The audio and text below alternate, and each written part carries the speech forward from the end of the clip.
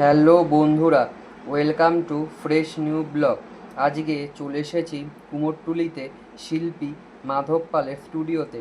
শিল্পী মাধব পালের স্টুডিওতে অপূর্ব সুন্দর একটি দুর্গা ঠাকুরের মাতৃপ্রতিমা দেখতে পেলাম। এই দুর্গা ঠাকুরের মাতৃপ্রতিমাটি যাবে হচ্ছে কুমোরটুলি থেকে আমেরিকার উদ্দেশ্যে।